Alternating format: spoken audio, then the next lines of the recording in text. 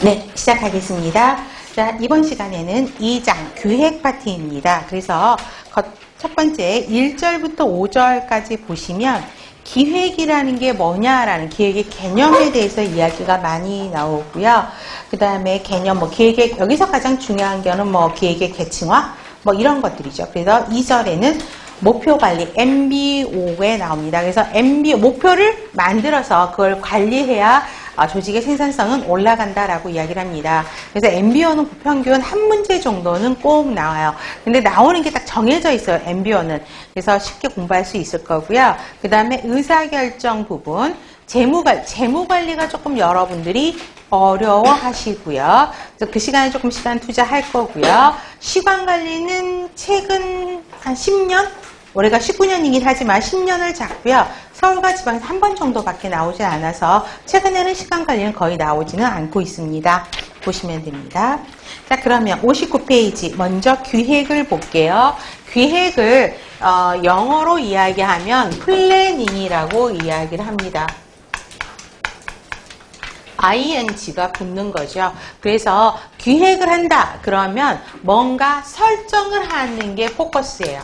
뭔가 정하는 거죠. 자, 여러분들 당뇨 환자가 많아지면서 우리 병동에 당뇨 환자가 많아지면서 당뇨 프로그램을 운영할 기획안을 찾아오세요 라고 하면 써오세요 라고 하면 여러분들이 이제 기획안을 써야 되겠잖아요. 그러면 뭘 해야 되죠?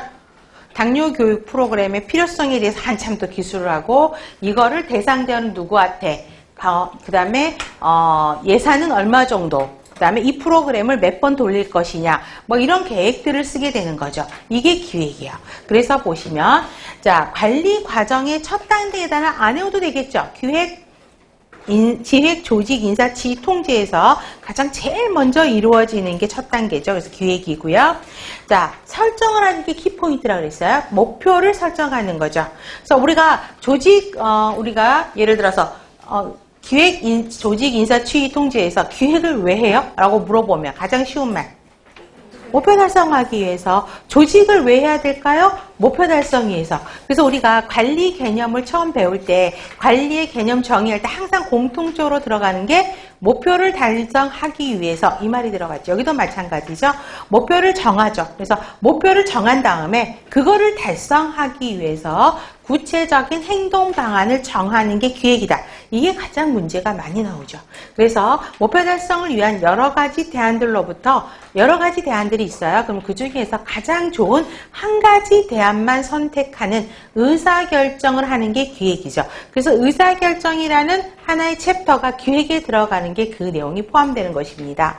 그래서 제가 첫 시간도 이야기했지만 기획은 육가원칙이죠. 무엇을 언제 어떻게 이걸 누가 실행을 할 건지 어디에서 실행할 건지 이런 육가원칙에 대한 것을 사후가 아니라 사전에 결정하는 것이죠.